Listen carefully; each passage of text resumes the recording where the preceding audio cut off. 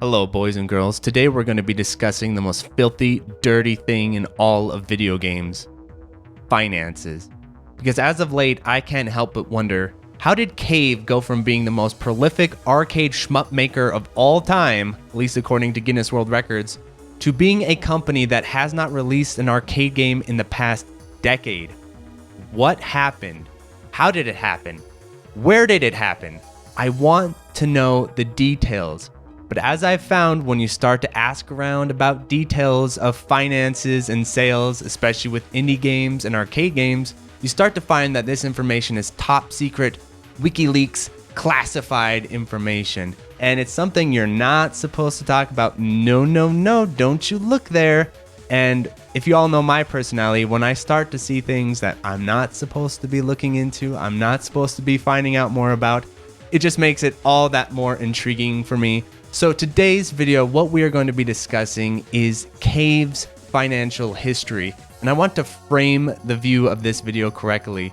This isn't me trying to be judgmental or trying to say Cave should have done this or should have done that, or this was wrong or this was bad. I'm not trying to do any of that.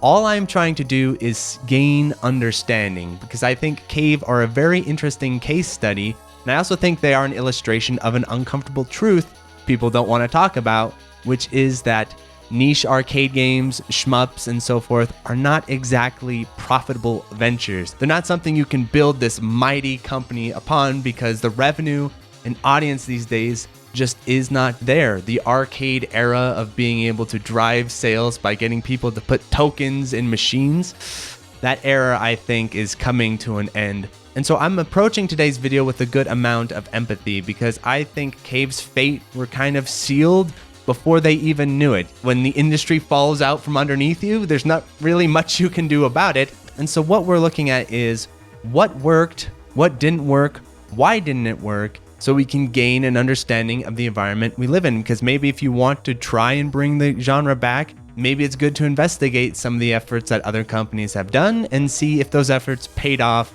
or not. And so with all that being said, I have a few shout outs. The first shout out is for Moji Love, because when I was on Discord, a lot of people weren't really wanting to talk about this, but Moji Love came through in the clutch and hooked me up with some links to some reports that Cave share publicly with their stockholders and everything. So these reports were extremely valuable and the basis of what we're looking at today. And the second person I'd like to thank is Boghog, because after I got all these reports and compiled them, I realized they are incredibly complicated to try and dig through and interpret. It's not like Cave just writes on the PDF, okay, we made this much amount of money, we lost this much amount of money, this was profitable, this wasn't, have a good day, everyone. You know, it's a lot more obscured and complicated, and then there's financial quarters and the years, and it gets very messy very quickly. So with that said, the first caveat I want to give is that the information I am presenting today, I think, paints a generally accurate big picture, but I would not say it is 100% for sure take it to court exactly the correct numbers or anything like that, because we're just doing our best to interpret these reports. But there's a lot of margin for error, for misunderstanding things or classifying things the wrong way, or maybe something happened in quarter 3 and we accidentally moved it into quarter 1 of the year following. And so as we go through this video, I want to emphasize that the numbers we're looking at here show a general picture, but the timeline could be a little bit off. There could be a little bit of asynchronicity with what they're reporting in the financial reports, because like I'm saying, lining all this up, especially everything's written in Japanese, it can get really complicated. So keep that in mind. And I'm going to put a link in the video description of all the raw data that we're looking at. So if you want to download it and look through all the raw data and interpret it for yourself, and you have better information, go ahead and leave it in the comment section, because I think some people are of the opinion that in order to report something, you need to have verifiable, perfect, no flaw information, which sounds great on paper, but what ends up happening is if you have that mentality, basically nobody ever reports anything ever, because it's very hard to get that exact information. And so think of this as more of a process of discovery, where this is the first draft we come out, we look at it, more corrections can be made along the way, maybe better information can be found and brought to the surface. But if this first draft never existed, would this effort even be made? With all that being said, let's begin with a general overview of Cave's net sales over the years, and I'll look at the chart and explain it to you. So at the top, we have the line graph, which just shows the points of the sales, obviously. And then the legend in the corner, we have arcade release, which is a red star, console port, which is a yellow diamond, and mobile release, which is a blue circle.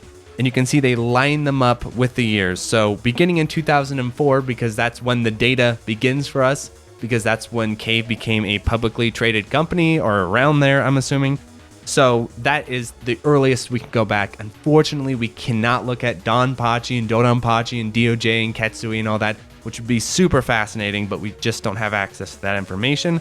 So back in 2004, starting off pretty strongly, but then coming into 2005, we see this dip.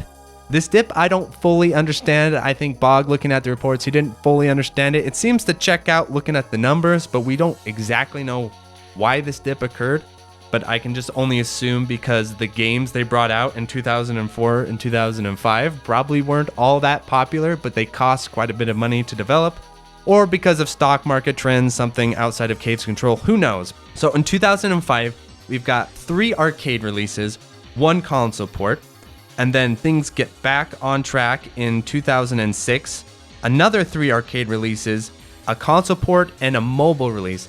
So these early mobile releases, I want to clarify, these are not smartphone releases. This is like the Nokia type of stuff. This is pre-iOS. So I don't think these mobile releases were all that profitable, but it's hard to exactly know. And then coming into 2007, now we just have 2 arcade releases and 1 console port. And what's funny in 2007 is this is when we start to see the trend of Cave doing arcade releases one year and then bringing those releases to console ports the very next year, like a movie release, right? So I don't know if it was really all that effective monetarily, but I think the idea is cool.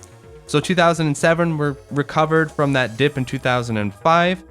Going into 2008, now those arcade releases, as we see here, are now console ports. We've got another little mobile release, 3 arcade games released that year. It is insane how prolific Cave is. They didn't get that world record for nothing, at least during this era. So then coming into 2009, we've got 3 arcade releases, 3 console ports. We're seeing a nice bump in sales. Things are doing well. It seems like, okay, the model's starting to work. This is starting to come together, right? And then the next year in 2010, not so much. We're going on a decline anyway. But look at the shift in releases in 2010. I think this is a key year for Cave. So we got 2 arcade releases. We've got 1, 2, 3, 4, 5 console ports and 3 mobile ports. And I say this is a turning point for Cave because I believe this is the year that they start doing the iOS mobile ports. And it looks like those iOS mobile ports were probably good money makers for Cave because they're pretty jazzed about them. When you read the PDFs and they kind of give their overviews of the year and everything, they're pretty happy about these mobile ports, and we'll see more information about that as we go. So then we go into 2011. This year, they go absolutely hog wild. They get 1, 2, 3, 4, 5 console ports, 3 mobile ports, no arcade. This is the first year with no arcade release so far. And then we jump into 2012. Big year for Cave. This is their highest net sales in their company's history, at least that we have access to and that we know of. Maybe pre-publicly traded era, they had more sales, but in terms of publicly traded, this is their big year. And what came out in 2012? Well, we've got 1 arcade game that came out in 2012. I wonder what that one was, and we'll talk about that later on. So we got 1 arcade game, 1 console port, and we've got 1, 2, 3, 4, 5, 6, 7 mobile releases. And boy, oh boy, we'll talk about this in a bit later, but they are really happy about these mobile releases. And in Cave's minds, and in Cave's experience probably, this spike in sales, this spike in revenue is not because of the arcade game in 2012, and we'll explain that more in a bit here. It's because of these mobile releases. In Cave, they're popping champagne bottles. They're like, we figured it out. We got it. What we're going to do is take all these mildly profitable arcade games, concentrate them down, bring them to mobile markets, and they're just going to explode, and we're just going to go crazy with money. So Cave, I think, are pretty optimistic at this point. Unfortunately, they were popping their champagne bottles too early because things get rough from this point forward. So 2013, 2 console ports, 2 mobile ports, downward spiral. So the revenue from the iOS ports aren't really holding in there as long as they were hoping, I'm sure. Then we get 2013, 2 console ports, 2 mobile ports. And then 2014, just 2 mobile ports, not even a console release. But a very special game comes out in 2015, which we'll talk about here in a little bit. And then we've got a console port coming into 2016. You see the big decline in sales during these 2 years. But Cave, they start talking in their PDFs and they're saying, you know what, though, this one mobile game we got, I think it's got some legs under it. We're expecting things to turn around soon. And it starts to look that way. So then we jump in 2018, a big surge in revenue again, getting them back to baseline. Everything seems to be back to where it should be. And then 2018, 2019, 2020, 2021, you see all these console ports in 21. But remember, these console ports are not done by Cave themselves anymore. They're now outsourcing their console ports to other places like Livewire. And so that's probably cutting down on their revenue anyway. And then we land here in 2022 and things are looking grim in terms of net sales. However, in this first graph that we look at, it doesn't seem so bad, right? It seems kind of normal. It seems like, yeah, Cave have had some ups and downs, but overall, you know, they have a lot of potential ahead of them. It doesn't seem super dire. They recovered in 2005. There's no reason why they couldn't have a similar recovery now, right? Well, remember, the information we're looking at here is just the net sales as calculated by the graphs and stuff we're able to track down. So this does not account for profit and losses, but the next graph we're going to look at does. So here we go, Cave profit and loss. And this chart, I'm afraid, is much more negative than the total sales chart. So coming in from 2004, we actually don't have that information, so this is just placeholder stuff. But then 2005, so this is the real first data point, things are looking good in 2005. Things are going well, this is what we're expecting, and then boom, dropped. And like I said at the beginning of the video, where these drops exactly happen in timeline could be a little bit off. So it could have dropped a little bit later than 2007, it could have dropped a little bit earlier. But I did go ahead and do a stock price overlay. So I went to Yahoo Finance and I got their whole history stock price trend. And I stuck it on top of this table that Boghog and I were able to put together. And it does match up pretty well. Like I said, it's not going to be 100% perfect, but the general picture does seem to line up really well. And that stock market graph is for sure, because that's from Yahoo Finance. 2007, big drop. And the dotted line across the middle means breaking even. And at first, Bog and I were sitting really scratching our heads over this big drop in value because we're both wondering, okay, looking at the sales data and looking at the other tables and data, why? Why is this big drop occurring? And then as we get further on, we'll start to see that Cave's other ventures were probably getting hit rather than their game division or whatever you'd call it. And then I started to realize, well, did something happen to stock prices in the year 2007? Did something bad happen to the stock market during that time? Oh, yeah, of course. The financial crisis of 2007. And that led to an interesting conversation between Bog and I, which is the financial crisis of 2007 and 2008 probably hit these lower mid-level AA studios way harder than a lot of us think about or consider. And an interesting follow-up video could be, okay, prior to the financial crash in 2007, how many AA studios existed? And then after the financial crash in 2007, how many remained? And now that I think about it, it does seem like during that time is when we lost a lot of the AA studios that were releasing stuff on the GameCube and PS2 and all that sort of stuff. But anyway, that's a bit of an aside, but I'm assuming that's where this drop is coming from. And so we're going along. Okay, now we got 2009. Things are picking back up. We're releasing a bunch of stuff. Cave, you're looking great. 2010, a slight dip, but still looking positive, still looking hopeful.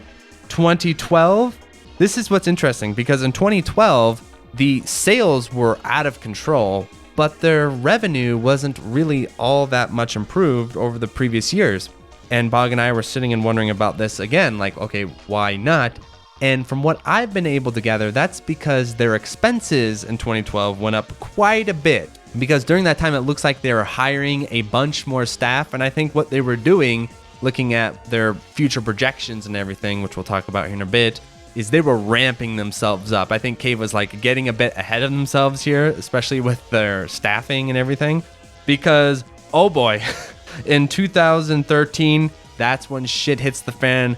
Massive drop off, and they just don't seem to be able to really recover since that point. But I want to point out this 2021 data point because that is the first time in a long time they were able to jump up into slightly profitable territory.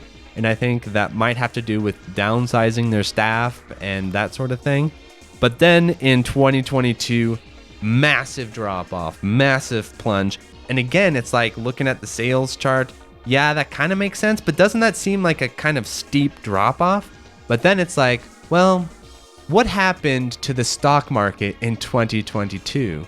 It's almost like something bad happened in the stock market during that time that probably influenced Cave's finances.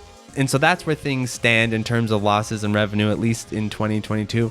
That's kind of the most boring stuff, I think, the stock prices and sales. Now let's get into something much more interesting, at least I think so, which is game sales. Now, unfortunately, it seems that getting a hold of information about their arcade PCB sales, that seems to be highly classified WikiLeaks, CIA, covert ops type of information. But luckily, we can dig up some information about the Xbox 360 physical game sales because of VGcharts. So we can follow along with VGcharts. Now, this is only going to be reporting on physical sales from what I understand. So the sales number could be a bit higher, but let's remember in the 360 era, a lot of people were not buying digital Cave games. Maybe SDOJ at the end there a bit, but most of us were buying our discs physically, even if we were importing them. And I'm not 100% certain how accurate VGcharts is, but it's basically the only information we got, so let's look at it. And it does seem to reflect some suspicions that I've had. So we're going chronologically. So the first release is Ketsui DS with 20,000. That's not all that surprising. I think it was a Japanese only release on the Nintendo DS. The Nintendo DS was a popular handheld, but it wasn't like getting your game on the Nintendo DS makes it a hit or anything. So 20,000 is respectable, but nothing surprising there. But then we get Dodonpachi Black Label Plus, what we'd consider a more marquee release on the Xbox 360. Only 20,000 copies. However, there are a few mitigating factors with this one. The first one is that it just came out on the PlayStation 2. And yes, there is a big difference because the 360 version has Black Label and the PS2 version doesn't. But I think most players probably don't realize that difference or care about it. So I could see that they just bought the PS2 version and then it comes out on 360. They're like, I'm all good there. Especially later when people learn that the 360 version just took the code from the PS2 version anyway, for the most part, and ran like crap and was kind of a crappy port. And then on top of that, this one is region locked to Japan only. And even though the PS2 version was also region locked, let us remember that breaking region on a PS2 is much easier than breaking region on an Xbox 360. And if you want to pull that off on an Xbox 360, you either need to buy a Japanese Xbox 360 or you need to mod your 360. And back in the day, 360 modding was super complicated and kind of a pain in the ass. So I could see a lot of shmup players not pulling the trigger on this one and then it getting stuck in Japan. So the lower sales, they kind of make sense. And then we go into Death Smiles, the winner chicken dinner. This didn't surprise me because whenever I've asked about Death Smiles, whenever people talk about Death Smiles, it is always considered the most popular cave shmup in terms of sales. But it is interesting to see by how wide of a margin. There is nothing that comes close to Death Smiles in sales. You see these big ones at the end? These aren't even cave games. I just put them in here as comparisons. This bad boy just dominates the field. In fact, when I was first putting the chart together, the chart's like, bro, you sure you want to make a point this big? It's going to make the rest of your chart look stupid, but it is what it is. Death Smiles at 280,000 copies. That is a lot of copies. And that makes sense too, though, because Death Smiles is one of the few cave games that I remember walking into a Best Buy and actually seeing on a shelf. Imagine that, a cave game in an American Best Buy. There's really only one other cave game that I can think of that was like that. Death Smiles, I think lightning in a bottle for cave, but a fantastic game. My favorite horizontal shmup, so shout outs to Death Smiles. And then we go to Futari. Futari was fascinating because I actually expected Futari to be a little bit more popular than this, but it's at 30,000 copies. But then you think about it realistically, well, how many people actually have Mushi Futari? Probably not many because you had to import this sucker from Japan. And even though it isn't region locked, it's still quite a process to get a hold of it. It's not something you're going to come across casually. You kind of need to know about it. So Futari, 30,000 copies. I mean, that is not a lot, but it does make sense.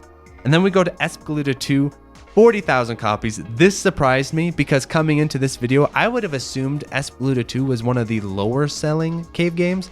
I would have considered it much worse than Futari in sales just off the top of my head, but no, it was actually more popular than Futari in sales. 40,000 copies. So that is probably the reason why we got Espgaluda 2 on the Switch by Livewire, because I was kind of scratching my head of all the 360 shmups they're going to choose. Espgaluda 2 was so early, but the sales speak volumes, so Espgaluda 2 much more popular than I thought it was. And then Ketsui 360, 20,000 copies. This one I think is a bit more surprising because Ketsui 360 I thought was a pretty popular release. I know a lot of people who have it, but again, it might be a thing where it appeals a bit more to the Western players, but it didn't really pop off in Japan like they were hoping.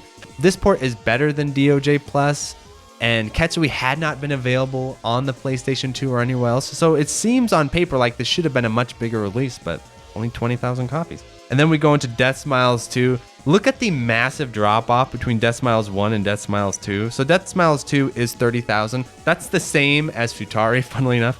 I mean, this one is understandable because you just look at Death Smiles 2 and you're like, eh.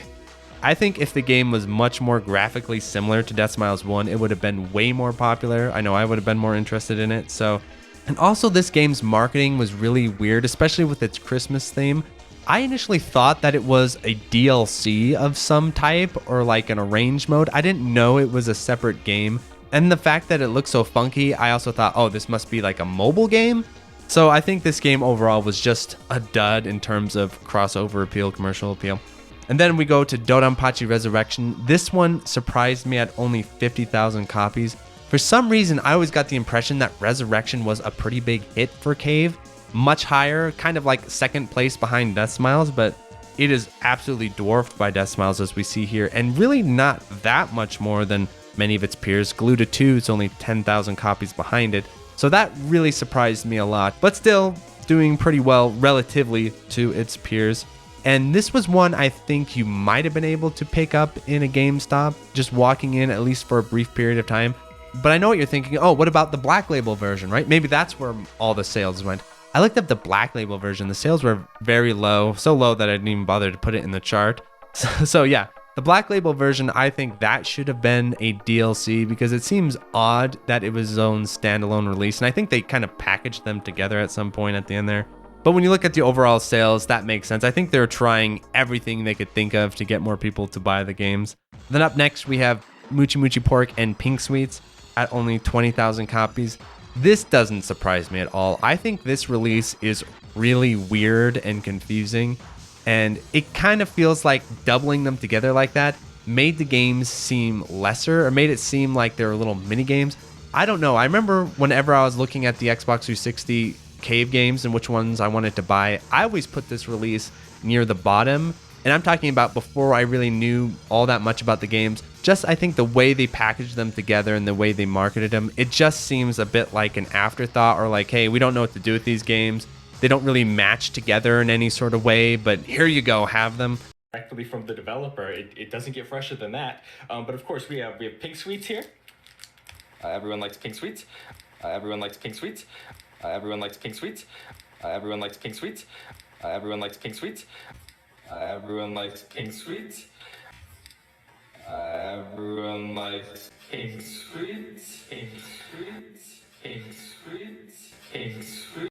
And also, I don't think the port is all that good. So 20,000 copies, that's not super surprising, because when we look across these sales, I think what you can see is that Cave have this baked in audience that will basically buy whatever they put out, but they can't really get outside of that bubble, right? So they can do relatively well within their bubble. The Cave fans are going to buy pretty much every single release, but they're not able to draw in new fans. So what does that mean? That means that doing a collection, a bundle for Cave is not a good idea. And so when people type into the comments, hey, why doesn't Cave release a bundle or a collection? That is probably why, because the idea of doing a bundle and a collection is you're going to pull in an audience that don't necessarily pick up your stuff. So Capcom doing a beat 'em up collection, that's fantastic, because if you individually release Final Fight, no one's really going to care about that. But if you bring them all together, that will bring in a bunch of casuals and people who like Capcom and they feel like they're getting a value. It's a good idea. But with cave games, I think getting that bundled together probably isn't doing you all that much. So it's possible that they could have only got 10,000 copies sold each, but it's also possible they could have got 20,000 in each and upped it to 40,000 overall. Who knows? But I think the double pack was a mistake in a lot of ways. And then up next, we have Akai Katana in 60,000 copies. What's interesting about Akai Katana is that I feel like this is one of the most overlooked cave games in their entire library among the fan base. People rarely talk about Akai Katana. People rarely play Akai Katana. And in fact, Pink Sweets and Mochi Mochi Pork, in terms of demonstrations and discussion, seem to be much more popular than Akai Katana. And yet, sales-wise, Akai Katana is much higher. And I think one reason for that is because they had an actual Western publisher bring this to the States. And I remember you could walk into a GameStop and buy an Akai Katana. Then also its graphics and style and being a horizontal shmup, I think that appeals to the Western market more, at least among casual players. And so I think that's one reason why they decided to bring it to the West more heavily, and the sales reflect that. So that was a good decision on Cave's part. Then up next, at an embarrassing 10,000 copies, we have Instant Brain. And for those who do not know, Instant Brain is a visual novel, adventure, whatever you call it, by Cave. It is not a shoot 'em up. And what's sad is that when you're reading the reports around this era, it seemed like Cave were pretty jazzed about Instant Brain. I think they were sitting around thinking, okay, this is going to be our big time. This is going to bring in a big crossover audience. Kind of like the time that I sat down and reviewed the Batman, thinking, hey, this might bring in a crossover audience, and no one watched it. I feel like Instant Brain and my Batman review, it's like the same fate, unfortunately. I actually physically do own this game because I bought it to check out the Dodonpachi ROM hidden inside. And I really wish I could say, oh, buy it because that Dodonpachi ROM inside is amazing. It's Dodonpachi. But the port inside it is god-awful. It's missing a bunch of slowdown. You can't rotate the screen, and you can't even config the controls. So I don't think Cave could have done a more bare-bones job with this ROM inside this game. The one cool thing about it is the background wallpaper for the game is actually really cool. So I wish I could just get access to that full image of that wallpaper. But other than the wallpaper, yeah, don't even bother with it. So sad fate for Instant Brain. Then after that, we have Mushihime-sama at 30,000 copies. This surprised me because if you had asked me coming into the video, I would have assumed Mushi was a very high-selling shmup.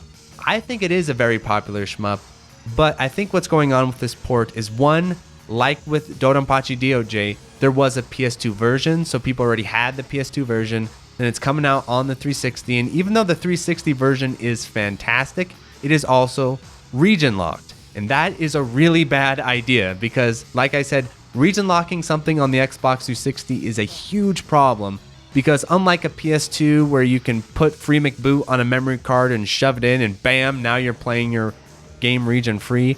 In this bad boy, you can't do that. You either need to mod your Xbox 360, which is much harder than modding a PS2, or you need to buy a Japanese 360, and those aren't exactly plentiful or cheap.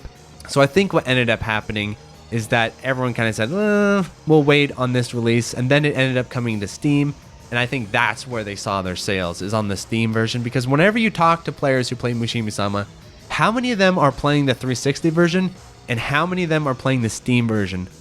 The vast majority of Mushi players are playing the Steam version, and so I think that version was much more successful, and I think that's why we ended up seeing Mushihime-sama on the Switch. I just think the idea of region locking it to the 360 was a bad idea. And then after that, we have a very interesting one. SDOJ at only 10,000 copies. So let's remember, Pink Sweets and Mochi Mochi Pork sold more copies, at least physical versions, than SDOJ. One consideration, though, is that I believe SDOJ was available digitally, so maybe SDOJ has a lot more digital sales than the other games, and so maybe some of these missing sales are due to that. But that being said, I think the biggest issue for SDOJ, at least reflecting back on the times or even my impressions of SDOJ, is that it was way too similar to Dodonpachi Resurrection for the casual fan. Yes, I know the hardcore players. I am a big Dodonpachi fan. There is a massive difference in gameplay and game design between SDOJ and Dodonpachi Resurrection. They are not the same at all when it comes to the way the games are played. However, looking at them visually, they look a lot alike. They have a very similar vibe. They have a very similar style. And then it doesn't help that Dodonpachi Resurrection had that standalone Black Label release. So just think about this as a casual shmup fan. Okay, DFK comes out, you buy that, and then Black Label comes out, you buy that, and then SDOJ comes out. I think for some people, they're like, okay, I just bought the same game 3 times in a row. I'm not doing that. Then I have to import it from Japan once again. And then there's the difficulty of SDOJ. I think that scared a lot of people off. And maybe a little bit of bullet hell fatigue at this time, because let us not forget, look at how many releases are coming out on the Xbox 360. For us in the year 2023, this is amazing. This is awesome. This is what we want. This is a beautiful, rich library of games that we can dig into and appreciate for years to come. But think about it as a player at the time. Every year you're importing all these cave games, your wallet's going to explode. So I think also it was just pure fatigue from the fans and from the players, and especially, again, because I think SDOJ is so much like DFK and kind of the Moe stylings of all that. I think it was just hitting worst of both worlds. SDOJ isn't Moe enough for like Death Smiles tier stuff, but it isn't hardcore enough for like Ketsui and DDP. It's kind of in this weird spot in the in-between. And so I can absolutely understand why it is a deep cut. And this low sales chart does make sense, because whenever you go on eBay or Amazon to try and buy SDOJ these days, I mean, the prices are out of control versus when you go to buy like Death Smiles or even Futari. You know, like SDOJ is incredibly expensive, and I think it's because of the low sales. So SDOJ, a big flop. And in my opinion, I think a clear breaking point for Cave. And we'll talk about that when we start to go over what they say in their board reports and all that. But we're not finished, because there's some other releases I wanted to include in here. And if you're looking at the big jumps at the end, these actually aren't Cave games. So then we go into Battle Garega Revision 2016. And no, I did not have a brain aneurysm. I understand Garega is not a Cave game, but I wanted to include it because it is an M2 Shot Triggers game, and I think the release that M2 Shot Triggers tried the hardest on in terms of marketing. They went absolutely balls to the wall by their standards with Battle Garega Revision 2016 in terms of marketing to the West, trying to get the game out there. And in the end, what did all that effort and work amount to? 10,000 copies. Once again, I am sure there are a lot of digital sales, because we are now on the PS4, a proper digital console, and I think a lot of people are buying the game digitally. I myself have purchased Battle Garega Revision 2016 3 times. I have purchased it in a Korean PS4 disc, which I don't know what I did with it. I think I gave it to someone, or someone won it in a contest.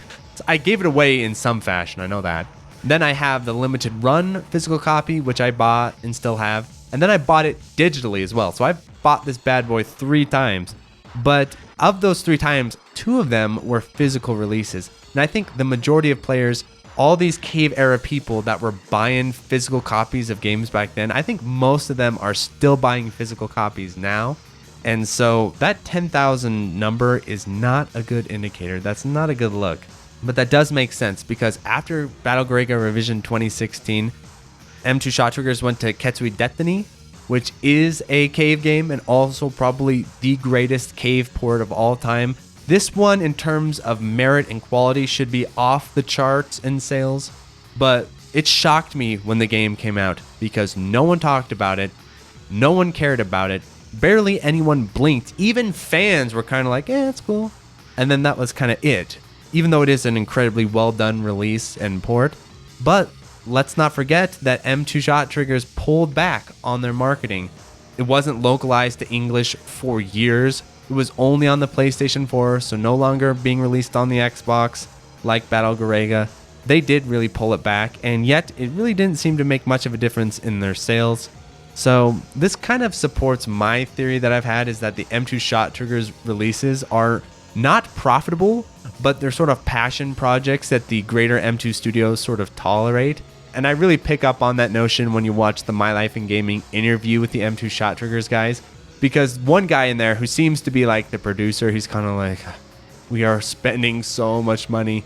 And then the other two guys, they're all jazzed and being like, oh, we will put this feature in and that feature in. And so I do not think these games make back their budgets, but M2, unlike Cave, are in a much better position financially. And so my going theory is that the higher ups at M2 sort of tolerate the Shot Triggers team as like, oh, this is your fun little passion project that you cannot spend any money on. You'll notice there's like no marketing for them at all. Their streams are just the devs like hanging out in costumes and talking. It's cool. It's awesome. Just appreciate it while it lasts because it's not making them any money. Then I wanted to end the graph on some control examples. So I tried to think of the most obscure R-Type game that I could also get data for. So I went with R-Type Final 1 on the PlayStation 2. So yes, R-Type Final 2 made a bit of a splash because of the Kickstarter and because, you know, we're starved for shmups. And so I could see that getting a good amount of sales. But how many of us remember R-Type Final 1? I didn't even know R-Type Final 1 existed until R-Type Final 2 came out. And so R-Type Final 1, despite being, I think, a much more niche release for the R-Type series, is coming in at a whopping 190,000 copies. So it is much, much higher than any Cave game other than Death Smiles. And I would say probably the lesser of the R-Type series. So that gives you a good barometer, I think, of how niche these Cave games are, even compared to their own peers in the genre. And then I wanted to end the list with what I thought was like a deep cut, which was the treasure game Sin and Punishment 2. I love Sin and Punishment 2, but I've always had the impression that it was basically a financial failure and kind of a breaking point for Treasure, where they put a bunch of money into it and didn't make it back, and it's kind of a hidden gem on the Wii and everything. That all being said, let's look at the actual sales here. 430,000 copies, so absolutely destroying anything that Cave's ever put out. And it kind of made me wonder, what if Cave, rather than putting all these releases on the Xbox 360, put them on the Wii? That sounds like a crazy idea, but think about it. The Wii was one of the most popular selling consoles of all time. I think the PS4 just passed it, but it is really up there. It has a massive, massive user base, whereas the Xbox 360 had a pretty solid user base in North America. And of that user base, like the majority of these people are playing Call of Duty and playing first-person shooters. Nothing against it, but that was the user base of the Xbox 360. Doesn't it make much more sense to have these games on a Wii, where I think you'd get a much more crossover audience with like retro gamers and older gamers? Because a lot of older gamers had Wiis. It just seemed like a much more natural fit. But at the same time, maybe it was too expensive to work with Nintendo, or maybe Nintendo weren't interested, or maybe there were some barriers there. It does really open my eyes in the difference of a minor hit on the Wii versus a hidden gem on a Japanese Xbox 360. So that is the overall sales data of the Xbox 360 games. Like I said, I'm sure those numbers aren't 100% verbatim go to court accurate, but I do think they paint a very convincing general picture. But we're not done yet, because now we're going to examine what Cave are sort of planning and saying and getting a kind of bigger picture of their attitude during this stuff. And I think this is where the investigation gets really interesting, because there's a lot going on with Cave that I don't think any of us would have really expected unless you dug into the company. So the first thing is that Cave, when it went public, its plan was not just to be a shmup arcade game studio. They had much, much bigger plans. And part of that is that they do all this other stuff that has nothing to do with gaming. Kind of like Konami, where Konami has their gaming studio, but then they do all this other crap to try and make money. Cave is like that as well. And a lot of what their business model seems to revolve around is online commerce, e-commerce. But they try all these wild ideas as well. And you'll see over the years, they're trying all these different things. Like there's this one report you look through where it's talking about like jazz events and stuff like that and planning concerts. So Cave are all over the place in terms of their business plan. So in the overall revenue of Cave in 2004, only 23% of their revenue was from gaming, was from their shmups. The rest of it was from all the other crap they're doing. And then in 2006, that 23 shrinks to 14%. that trend continues where they're focusing less on their gaming division and more on their other projects and expanding those. 2007, that 14 shrinks to 10%. And then in 2008, that 10 shrinks down to 8%. But remember, this was all the way back in 2008 where they still were actively making games and console ports, and it was only 8% then. So just imagine how much it is now. And unfortunately, I don't quite know. I'm sure there's a way to interpret all the data they put out there to figure it out. But sadly, they do not have these nifty little graphs like they do in the early reports that just say, this is how much, this is how much. And on those graphs, they do also report other listed, and other could be related to their games in some way. But again, it's hard to know what it means. So I'm just going to take it at face value. And even so, it is clear that the game pie keeps shrinking, no matter how you want to interpret the rest of the data. And so what we're going to look at now is game sales by type. This is what is very fascinating. So in 2016, 3% of their game sales, so this would be 3% of that 8% or that little pie that is game, 3% of that is Steam Mushimi-sama. 7% of that is website. I do not know what that means. I'm assuming it means merch from their website, but I'm not entirely sure. 26% is PC games, and I'm not sure if PC games refers to other Steam ports, because they're also working on these other projects, and maybe those were on the PC as well. 33% are in browser games, so nothing to do with arcade games there. And then 31% back in 2016 is Gothic Maho. So that is the mobile gacha shmup that a lot of us associate with modern day Cave, because that's basically the main thing they work on these days. But what's funny back in 2016 is they made a little note, which is that they expect Gothic Maho to grow in terms of their overall revenue. And boy, oh boy, they were right. Because smash cut to 2018, 16% is everything else, and 84% is Gothic Maho. So Gothic Maho is now the main breadwinner in the games division. This trend continues in 2020. 25% is everything, 75% is Gothic. But in 2021, we get to 39% is everything else, and 61% is Gothic. And at first, when you look at this chart, you think to yourself, oh, maybe this is a good thing. Maybe this means that their other efforts, like all their console ports and everything, maybe that means those are making them a bunch more money. Except when we refer back to the sales chart, no, they're just losing money like crazy right now. So it's not that these other ventures are making more money, it's that Gothic Maho is losing a bunch of money. And this trend continues even more in the year 2022, where everything else is 62%, and poor Gothic Maho is a measly 38%. And that would be cool if their other releases were making money, but basically it's more like just everything's not making money now. Gothic Maho isn't even making money. And they're kind of saying in their reports, okay, we got to figure something else out. And this really, really lends to my theory that this Toho shmup they're working on right now is going to be the replacement for Gothic Maho. They feel like, okay, we've milked this bad boy for as long as we can milk it. We need to do something new, and that something new needs to be a Toho gacha shmup. That will get us back on course, and maybe it will. I mean, Toho's super popular. It makes sense on paper. But I'm saying this because the likelihood that this Toho game coming out is going to be a arcade style or even Toho style PC release, to me that seems incredibly unlikely, looking at what's going on with Gothic Maho and looking at their kind of panic reports on we need to figure something else out here. And so I think that Toho shmup coming up is going to be a gacha mobile shmup. That is my guess. And so with that being said, let's look at kind of Cave's overall business plan.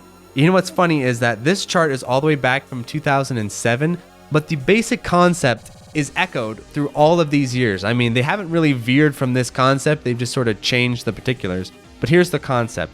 So at the core, they have their game production, but that's kind of like the seed. And what they're going to do is they're going to continue to push Cave outside that glass barrier. So they're going to go into mobile content production. Then they're going to go into online crap. Their focus is getting out of the arcade business. That's what I'm saying. That is their goal. They say it in chart after chart.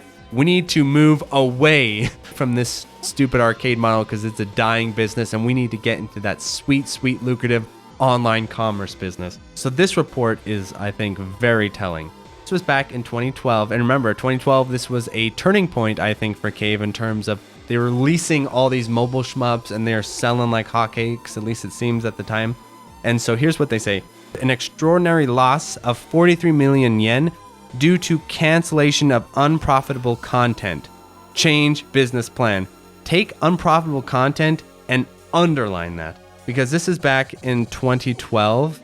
Now, what would we say is unprofitable content? Let's look at the sales charts.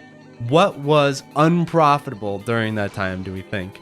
And I don't know if when they're saying canceling unprofitable content, if they're referring exactly to their arcade games. I'm assuming they're referring to games that never quite came out, maybe Instant Brain or whatever like that. But it's very telling because they're saying cancel unprofitable content in 2012.